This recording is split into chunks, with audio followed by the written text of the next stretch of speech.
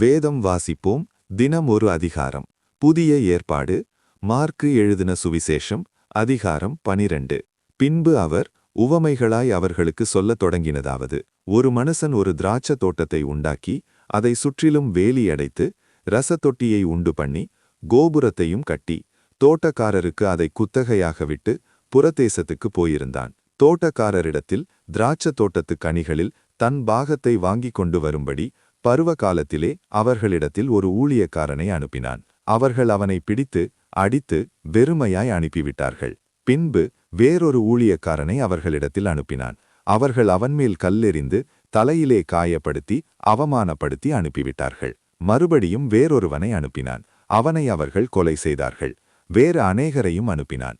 அவர்களில் சிலரை அடித்து சிலரை கொன்று போட்டார்கள். அவனுக்கு பிரியமான ஒரே குமாரன் இருந்தான். என் குமாரனுக்கு அஞ்சுவார்கள் என்று சொல்லி அவனையும் கடைசியிலே அவர்களிடத்தில் அனுப்பினான்.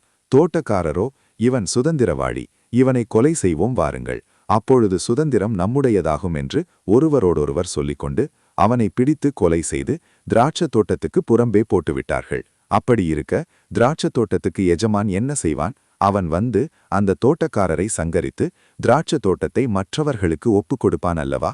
வீடு கட்டுகிறவர்கள் ஆகாதென்று தள்ளின கல்லே மூளைக்கு தலைக்கல்லாயிற்று. அது கர்த்தராலே ஆயிற்று. அது நம்முடைய கண்களுக்கு ஆச்சரியமாயிருக்கிறது என்று எழுதியிருக்கிற வாக்கியத்தை நீங்கள் வாசிக்கவில்லையா என்றார். இந்த உவமையை தங்களை குறிக்கு சொன்னார் என்று அவர்கள் அறிந்து அவரை பிடிக்க வகை தேடினார்கள்.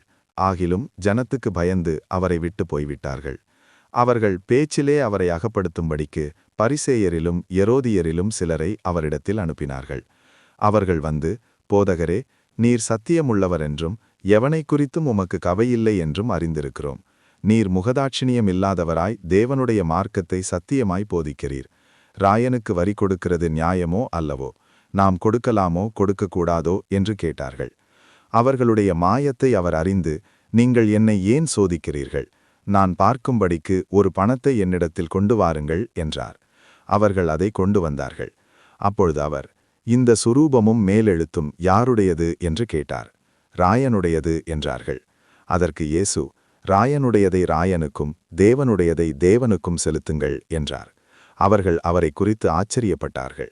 உயிர்த்தெழுதல் இல்லை என்று சாதிக்கிற சதுசேயர் அவரிடத்தில் வந்து, போதகரே, ஒருவனுடைய சகோதரன் சந்தானமில்லாமல் இறந்து போனால் அவனுடைய சகோதரன் அவன் மனைவியை விவாகம் பண்ணி தன் சகோதரனுக்கு சந்தானம் உண்டாக்க வேண்டும் என்று மோசே எங்களுக்கு எழுதி வைத்திருக்கிறாரே. இப்படி இருக்க 7 பேர் சகோதரர் இருந்தார்கள். மூத்தவன் ஒரு பெண்ணை விவாகம் பண்ணி சந்தானமில்லாமல் இறந்து போனான். 2ஆம் சகோதரன் அவளை விவாகம் பண்ணி அவனும் சந்தானமில்லாமல் இறந்து போனான். 3ஆம் சகோதரனும் அப்படியே ஆனான். 7 பேரும் அவளை விவாகம் பண்ணி சந்தானமில்லாமல் இறந்து போனார்கள்.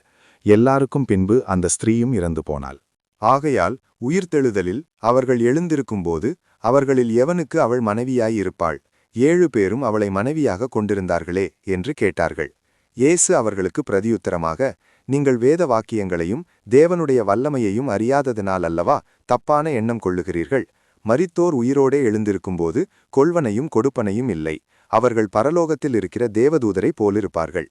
மரித்தோர் எழுந்திருப்பதை பற்றி, நான் ஆபிரகாமின் தேவனும் ஈசாக்கின் தேவனும் யாக்கோபின் தேவனுமாயிருக்கிறேன் என்று தேவன் முட்செடியை குறித்து சொல்லிய இடத்தில் மோசேயின் ஆகமத்தில் அவனுக்கு சொன்னதை நீங்கள் வாசிக்கவில்லையா?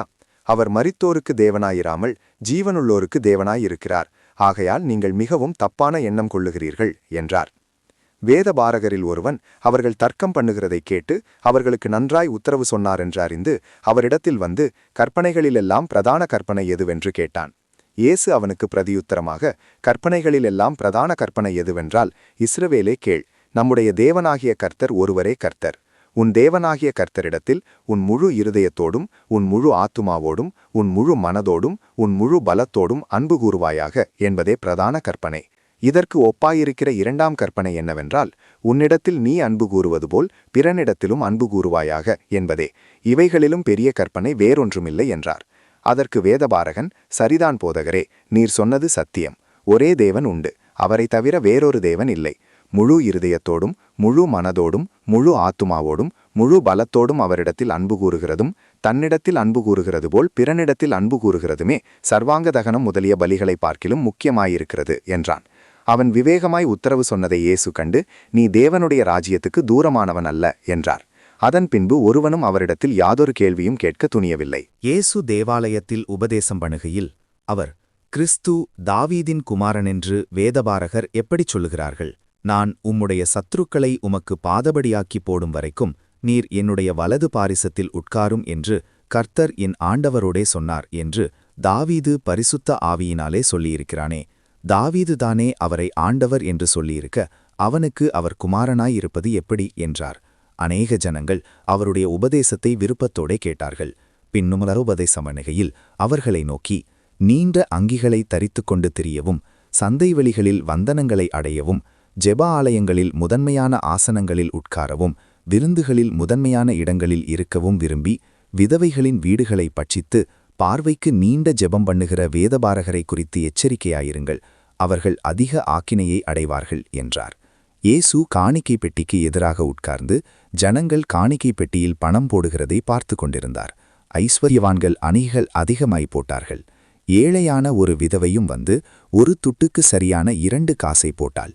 அப்பொழுது அவர் தம்முடைய சீஷரை அழைத்து, காணிக்கை பெட்டியில் பணம் போட்ட மற்ற எல்லாரை பார்க்கிலும் இந்த ஏழை விதவை அதிகமாய் போட்டாள் என்று மெய்யாகவே உங்களுக்குச் சொல்லுகிறேன். அவர்கள் எல்லாரும் தங்கள் பரிபூரணத்திலிருந்து எடுத்து போட்டார்கள். இவளோ தன் வருவையிலிருந்து தன் ஜீவனத்துக்கு உண்டாயிருந்ததெல்லாம் போட்டுவிட்டாள் என்றார். ஆமேன். கர்த்தருடைய ஆசீர்வாதம் உங்கள் மேலிருப்பதாக.